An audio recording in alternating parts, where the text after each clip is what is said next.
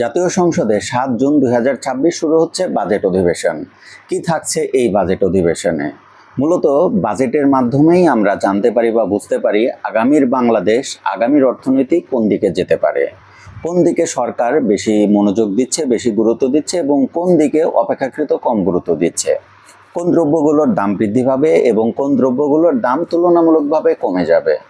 সেই বাজেট অধিবেশন শুরু হচ্ছে আগামীকাল ৭ জুন ২০২৬ বিকাল ৩টা থেকে।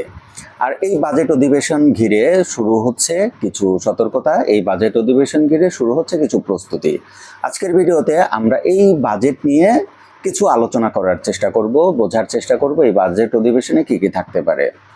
মূলত এই বাজেট হবে ৯,৩৮,০০০ কোটি টাকার, এমনটাই শোনা যাচ্ছে।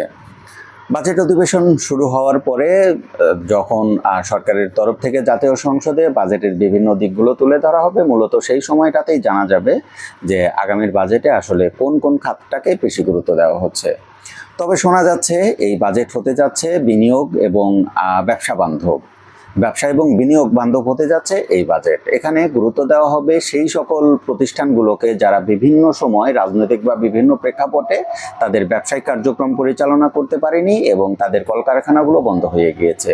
ইতিমধ্যে বাংলাদেশ ব্যাংক ২০,০০০ কোটি টাকার একটা অর্থায়ন স্কিম চালু করেছে এবং সেই সংক্রান্ত প্রজ্ঞাপনও হয়ে গিয়েছে। বর্তমান সরকার বাণিজ্য এবং ব্যবসার দিকে খুব বেশি গুরুত্ব আরোপ করছে, বিনিয়োগের দিকে বেশি গুরুত্ব আরোপ করছে, যেন যারা ব্যবসায়ী আছে তারা নিরাপদে তাদের ব্যবসায়িক কার্যক্রম এবং বিনিয়োগ চালু রাখতে পারে। মূলত একটা দেশের বিনিয়োগ ব্যবস্থা এবং বাণিজ্য ব্যবস্থা যদি সঠিকভাবে চলে তাহলেই সেই দেশ অর্থনৈতিকভাবে সামনের দিকে অগ্রসর হয়। আর এই দিকেই গুরুত্ব রেখে সরকার বাজেট অধিবেশন বা বাজেটে বিশেষ বরাদ্দ রাখার চিন্তাভাবনা করছে। এছাড়াও পে স্কেলে এর জন্য বিশেষ একটা বরাদ্দ রাখা হবে। যতটুকু শোনা যাচ্ছে তাতে করে ৩৮,০০০ কোটি টাকা থেকে ৪৩,০০০ কোটি টাকার মধ্যে একটা বরাদ্দ থাকতে পারে পে স্কেল বাস্তবায়নের জন্য। আমরা আগেই জেনেছি পে স্কেল বাস্তবায়ন হবে ৩ ধাপে। তো ৩ ধাপের প্রথম ধাপটা এই ১ জুলাই থেকেই কার্যকর হতে যাচ্ছে। এছাড়াও সরকার যে খাতগুলোতে বেশি গুরুত্ব আরোপ করবে সেই খাতগুলো আসলে বাজেট অধিবেশন শুরু হওয়ার পরে আমরা জানতে পারবো। বাজেট অধিবেশন হওয়ার পরে ১১ জুন চূড়ান্ত বাজেটটা পেশ করা হবে জাতীয় সংসদে। সেই দিনে আসলে বিস্তারিত জানা যাবে এবং বাজেট অধিবেশন হওয়ার পরে চূড়ান্ত বাজেট পেশ করার পরে বাজেটটা জুনের মধ্যে পাশ হতে হয়। ১ জুলাইয়ের আগেই বাজেটটা জাতীয় সংসদে পাশ হওয়ার নিয়ম। তারপরে ১ জুলাই থেকে নতুন বাজেট অনুসারে দেশ পরিচালিত হবে। তো দেখা যাক বাজেটে কি থাকে। আর বাজেট অধিবেশন হওয়ার পরে এবং চূড়ান্ত বাজেট পেশ হওয়ার পরে বাজেটের যে গুরুত্বপূর্ণ দিকগুলো থাকবে সেগুলো আমাদের চ্যানেলে আপনাদের সাথে শেয়ার করা হবে।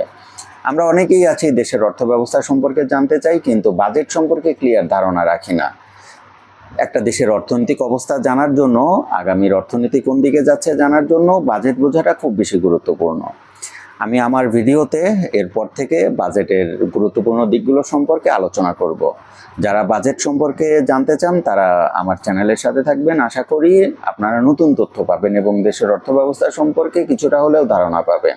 তো আজকে এই পর্যন্তই, সবাই ভালো থাকবেন। আসসালামু আলাইকুম।